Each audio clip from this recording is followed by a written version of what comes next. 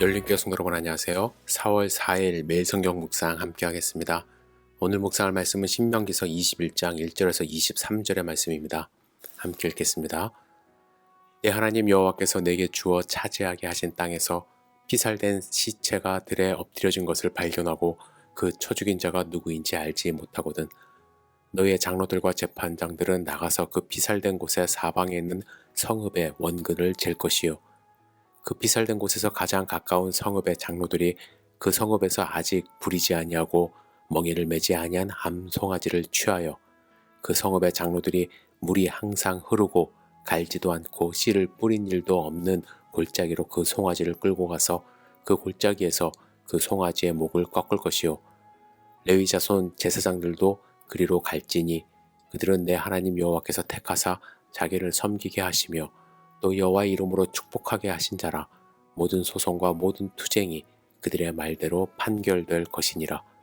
그 피살된 곳에서 제일 가까운 성읍의 모든 장로들은 그 골짜기에서 목을 꺾은 암송아지 위에 손을 씻으며 말하기를 우리의 손이 이 피를 흘리지 아니하였고 우리의 눈이 이것을 보지도 못하였나이다.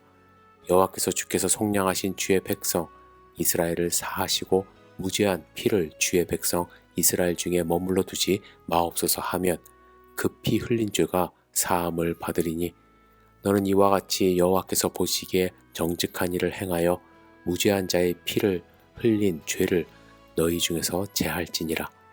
내가 나가서 적군과 싸울 때에 내 하나님 여호와께서 그들을 내 손에 넘기심으로 내가 그들을 사로잡은 후에 내가 만일 그 포로 중에 아리따운 여자를 보고 그에게 연연하여 아내를 삼고자 하거든 그를 내 집으로 데려갈 것이요 그는 그 머리를 밀고 손톱을 베고 또 포로의 의복을 벗고 내 집에 살며 그 부모를 위하여 한 달 동안 애곡한 후에 내가 그에게로 들어가서 그의 남편이 되고 그는 내 아내가 될 것이요 그 후에 내가 그를 기뻐하지 아니하거든 그의 마음대로 가게 하고 결코 돈을 받고 팔지 말지라.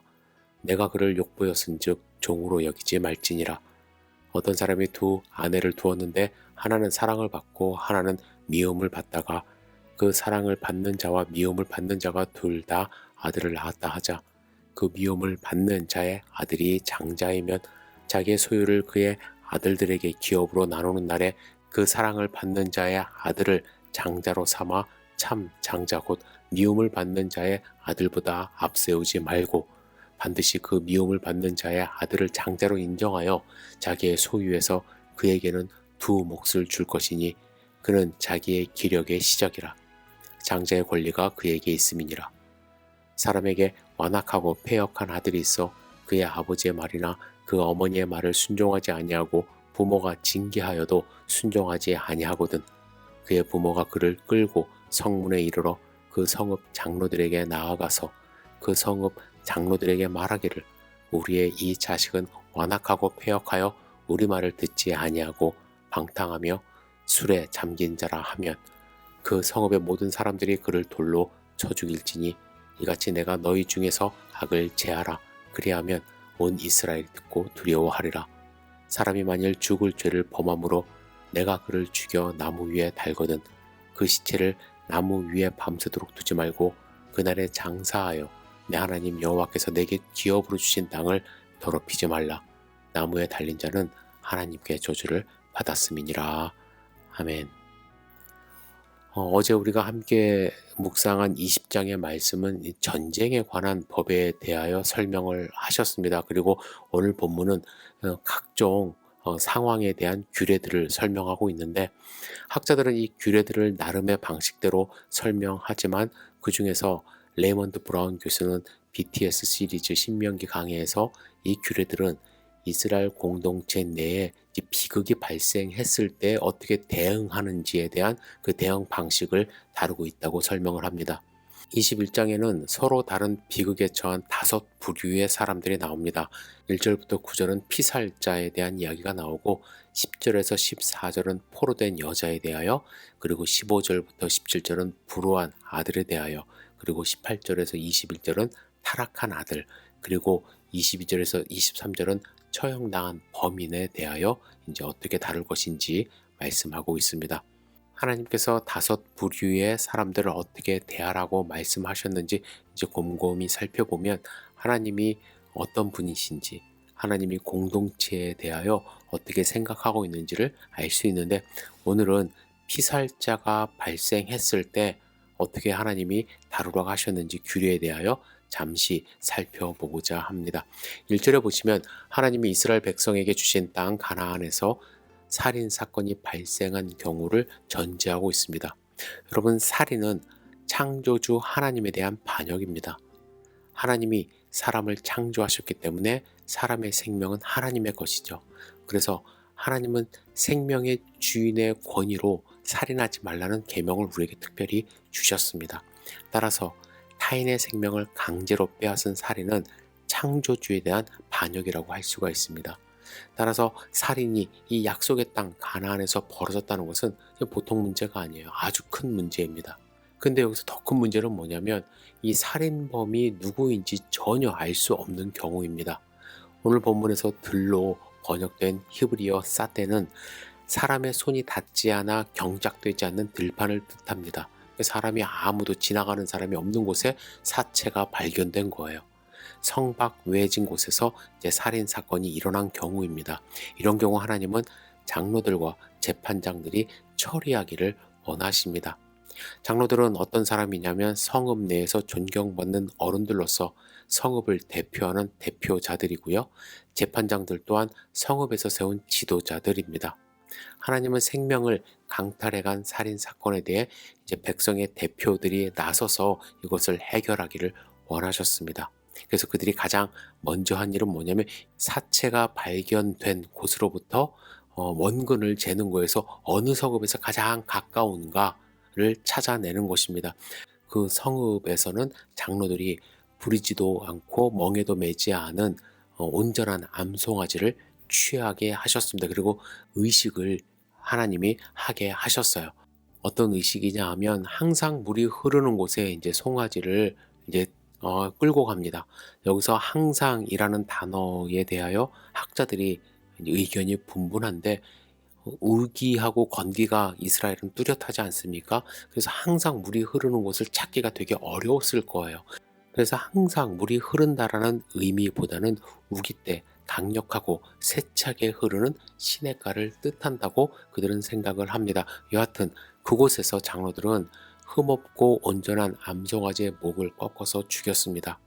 그리하여 무죄한 자의 피 흘린 죄를 덮었습니다.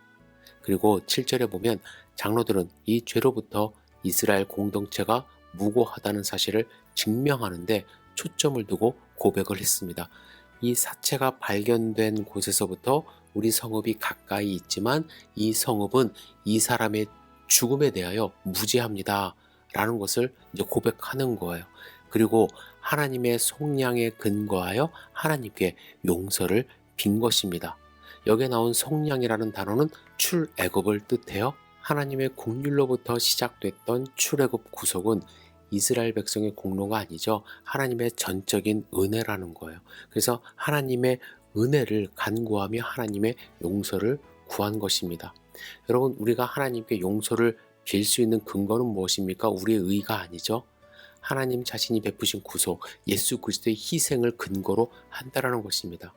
하나님의 용서가 없이는 이스라엘의 하나님의 백성이 될 수 없었듯이 우리도 하나님의 베푸신 은혜, 용서가 아니면 하나님의 자녀로 살아갈 수가 없는 것입니다. 그러므로 우리는 용서받은 죄인이라는 사실을 날마다 기억해야 하는 거예요.